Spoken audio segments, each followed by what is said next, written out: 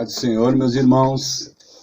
Estamos nós aqui mais uma vez e hoje eu venho para compartilhar uma palavra ao seu coração.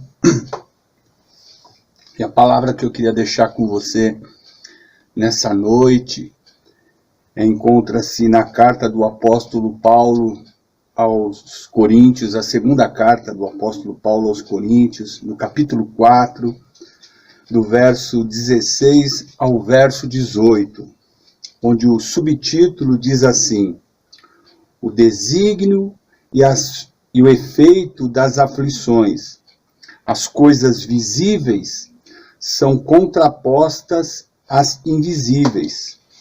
Por isso, não desfalecemos. Mas, ainda que o nosso homem exterior se corrompa, o interior, contudo, se renova de dia em dia. Porque a nossa leve e momentânea tribulação produz para nós um peso eterno de glória, muito excelente, não atentando nós nas coisas que se veem, mas nas que se não veem. Porque as que se veem são temporais, e as que se não veem são eternas. E o título que eu queria dar para essa mensagem é: para onde você está olhando? Quando a gente se depara com essa carta, o apóstolo Paulo está passando instruções. Corinto era uma igreja complicada. Ele começa a falar do seu ministério, que é por causa da misericórdia de Deus, e que, apesar de todas as dificuldades que ele passava, ele não falsificava a palavra de Deus, ele pregava o evangelho como tem que ser pregado, né? E ele fala que de tudo aquilo que ele fazia, a maneira que ele era usado, era por causa daquilo que estava no vaso. Não era por causa do vaso, ele era apenas um vaso de barro, mas o que continha esse vaso era o que era importante. E é assim na nossa vida: o que está dentro de mim e dentro de você, a mensagem que eu e você temos a anunciar é que é importante. A nossa vida é irrelevante, mas a mensagem que eu e você temos que compartilhar com o nosso próximo, ela sim é importante, é ela que vai fazer a diferença. E ele continua falando, né, que ele tinha que morrer todo dia para que o evangelho continuasse a produzir vida nas outras pessoas, né? E ele fala que ele tinha certeza que Jesus ressuscitou e que um dia nós ressuscitaremos com ele também. E ele fala da graça que por meio, na medida que ela vai se multiplicando, isso vai glorificando a Deus e glorificando o nome do Senhor. Então, e ele continua aqui, nos versos que nós vamos trabalhar nessa noite, ele fala o desígnio e efeito das aflições. Qual o propósito das aflições na nossa vida? Isso tem um propósito. Quando Deus permite que as aflições sobrevenham a nós, é porque Deus tem um propósito nessas coisas, né? E ele continua dizendo: as coisas que nós vemos, elas são contrapostas, elas são opostas àquelas que nós não vemos.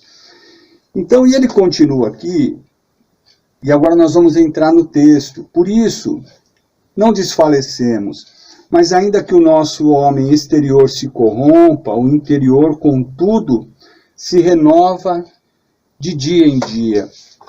Ele tinha a plena consciência, e nós temos que ter a plena consciência que na medida que os dias vão passando, o nosso homem, a nossa carcaça, essa humanidade, né, que nós temos, ela vai se desfazendo, nós vamos envelhecendo, nós vamos a cada dia desfalecendo no sentido de perder as forças. Ele diz isso, assim, que o homem exterior, ele passa por essas coisas, ele passa por essas situações, né? Nós estamos aqui por causa do pecado que entrou no mundo. né? Ele trouxe consequências sérias. Uma das consequências é o nosso envelhecimento, e nós vemos aqui que... Mas a grande verdade também que nós precisamos destacar é que existe uma natureza em nós também, que é a natureza espiritual, o homem espiritual, e esse homem, ele não envelhece. Na medida que o tempo vai passando, nós estamos cada vez mais vivos, cada vez mais perto da eternidade que nos espera, da eternidade que nós temos para viver. Então, e ele continua, quando eu me deparo com aquilo que o apóstolo Paulo escreve, da sua leve e momentânea, ele era uma pessoa que passava por muitas dificuldades, foi açoitado, sofreu naufrágio, foi preso, né, passou parte da sua vida preso, né, sofreu por causa do Senhor, e ele tinha na sua vida a consciência que aquilo era passageiro, que aquela tribulação tinha um tempo, uma hora, um prazo determinado, né? Mas o que acontece, meu irmão, é que independente daquilo que eu e você estamos passando, independente daquilo que nós estamos atravessando, isso tem que produzir em nós alguma coisa. Isso que você está passando hoje, a tribulação, a dificuldade, as suas lutas, que muitas vezes querem nos paralisar. E muitas vezes, quando nós vemos o apóstolo Paulo aqui, ele está falando de uma luta que não é muitas vezes a luta que eu e você hoje estamos enfrentando, que diz respeito à nossa vida, o nosso trabalho, as nossas necessidades. Muitas vezes nós estamos presos, amarrados no nosso dia a dia, na nossa vida, que diz respeito aqui, o agora, e ficamos em cima daquilo, vivendo em função daquilo, como se a nossa vida se limitasse a esse tempo, a essa vida. Não que ela não seja importante, não que o seu problema não seja legítimo, mas aqui o apóstolo Paulo está tratando de problemas que se apresentavam na vida dele, resultado da pregação do Evangelho, por viver para Deus, por viver em função do Evangelho, em função do reino de Deus, sobrevinha muitas coisas sobre a sua vida, e ele continuava insistindo, e nós vemos que é muito louvável, é muito nobre a atitude de alguém que está sofrendo por uma causa que não é a sua, mas uma causa muito maior, que é o reino de Deus. E nós vemos o apóstolo Paulo com toda a dignidade, não esmorecia, ainda atravessando dificuldade, tinha palavras na sua boca para confortar aquelas pessoas que estavam à sua volta. Por onde ele passava, ele levava uma mensagem de vida, meu irmão. Então, eu e você, nós temos uma responsabilidade de levar uma mensagem de vida, uma mensagem de paz, que leve alento aos corações, leve conforto, leve ânimo, leve esperança. Essa deve ser a nossa mensagem. Nós não temos que não nos envolver com questões que não vão trazer a solução. Nós vamos ficar discutindo a vida inteira a respeito de algumas questões e nós não vamos resolver aquilo, porque não cabe a nós resolver isso. Nós somos chamados para anunciar o reino de Deus. Essa é a responsabilidade de todo cristão, de todo aquele que professa o nome do Senhor Jesus, que se diz cristão, tem a incumbência de ser um instrumento de paz, de levar o evangelho em tempo, fora de tempo. Essa deve ser a mensagem que acompanha a nossa vida. Essa deve ser a resposta, aquilo que nós temos que falar para a humanidade, para aquelas pessoas que nos ouvem. Essa deve ser a nossa bandeira. não é fulano de tal, bandeira tal. Não, meu amado irmão, nós temos que levar nossa bandeira é o Evangelho. As outras coisas, elas trazem divisão. Mas quando nós falamos do reino de Deus, no reino de Deus há convergência. Nós podemos ali falar a mesma língua, falar as mesmas coisas, falar daquilo que é importante, que é o Senhor Jesus, o Salvador da humanidade. Então, era essa a ocupação do apóstolo, e ele sofria por causa disso. E eu e você passamos por muitas dificuldades. Hoje, eu sei que tem pessoas passando problemas, passando dificuldades, com ansiedade, com síndrome de pânico, com depressão, por estar dentro de casa, por não poder sair. Será? Agora, cabe uma pergunta aqui, meu irmão. Isso é motivo de nós, muitas vezes, chegar numa situação como essa? Não seria um tempo, porque tudo isso vai produzir em nós alguma coisa. Como que nós vamos sair depois dessa quarentena, depois que essa pandemia passar? Como eu e você vamos estar? Como que vai estar a nossa fé, a nossa vida cristã? Mais fortalecidos, renovados, prontos para continuar na nossa caminhada, ou abatidos, frustrados? Não. Então, meu amado irmão, eu e você temos que olhar para o alvo, olhar para o alto, olhar para a cruz, da onde vem o nosso socorro. O apóstolo Paulo, lá em Filipenses, olha que o apóstolo Paulo, ele fala em Filipenses, no capítulo 1, verso 29, porque a vós, a mim e a você também, vos foi concedido em relação a Cristo, não somente crer nele, como também padecer por ele. Você está disposto? Será que eu estou disposto a padecer por causa do nome do Senhor? Essa é uma pergunta que não pode calar. E eu e você temos que ser honestos em respondê-la. Eu e você estamos dispostos a padecer, a entender que isso é nobre, padecer por causa do nome do Senhor? Por que nós estamos padecendo nesse exato momento? Qual a sua dificuldade nessa hora? Qual a sua aflição? O que tem paralisado você? Será que é motivo? Será que isso é importante a ponto de fazer com que você esteja nessa situação? Eu gostaria que você refletisse sobre isso. E aqui ele continua, no verso 18, que vamos dizer assim, com base no tema, no título que eu dei para essa mensagem.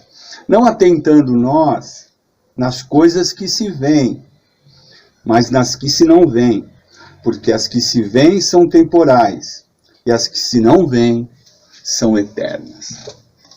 Onde está o foco da sua vida, da minha vida? Para onde você está olhando nesse exato momento?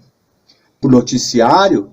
Para aquilo que está acontecendo aí fora? Não que a gente precisa e deva estar alienado a essas coisas. Não é isso que eu estou dizendo. Muito pelo contrário. Nós precisamos sim estar envolvidos, cientes, antenados naquilo que está acontecendo, mas essas notícias não podem tomar conta da nossa vida e reger o nosso pensamento e dizer para nós como nós devemos nos andar, como nós devemos nos comportar, quais devem ser os nossos sentimentos. Isso não. Então, meu amado irmão, porque nós podemos passar tudo isso, podemos passar, mas estar sempre olhando para onde há esperança, para o Senhor Jesus. Pedro, certa vez, quando estava no barco à noite, Jesus apareceu, e ele achou que era um fantasma, e Jesus disse para ele: vem, Pedro. Ele começou a caminhar pelas águas, mas quando olhou à sua volta, viu aquelas ondas se formando se formando, teve medo e começou a afundar. E é assim na minha e na sua vida. Se nós olharmos para aquilo que está à nossa volta, aquilo que está acontecendo, nós vamos afundar. Mas quando nós olhamos para Jesus, o autor e consumador da nossa fé, aí nós podemos ter esperança. Nós temos que olhar para o alvo, para o autor e consumador da nossa vida, da nossa eternidade, da nossa existência, como dizem Hebreus, né?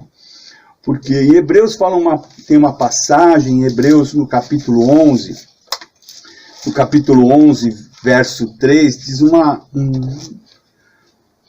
tem um versículo muito interessante que diz assim: pela fé nós entendemos que os mundos, pela palavra de Deus, foram criados, de maneira que aquilo que se vê não foi feito do que é aparente.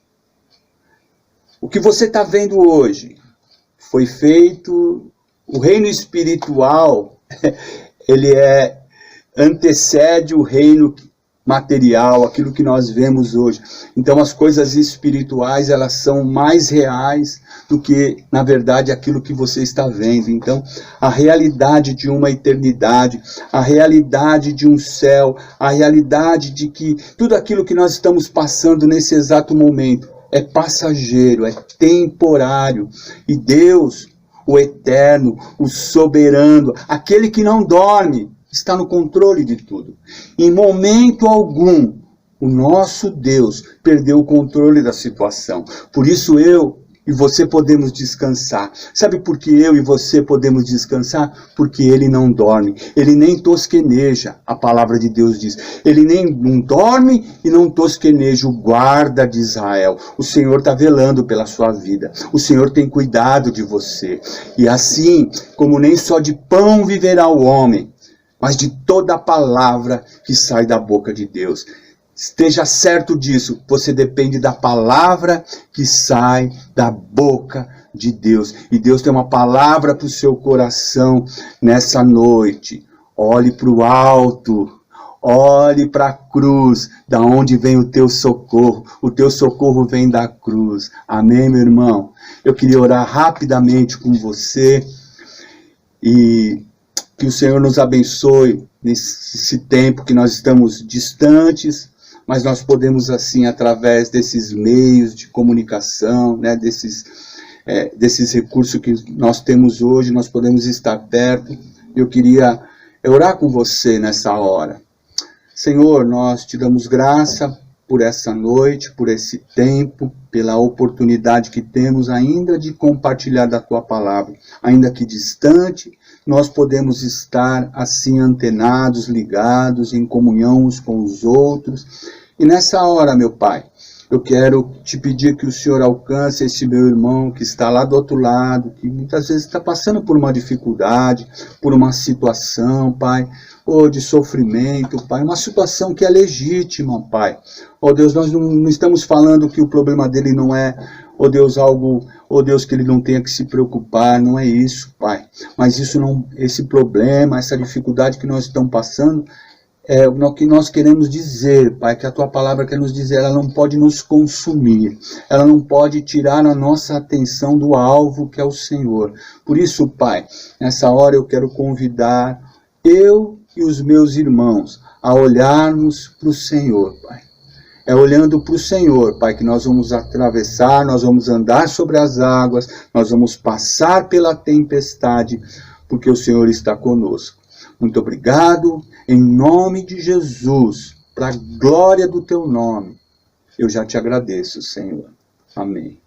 Deus te abençoe e até uma próxima oportunidade, em nome de Jesus.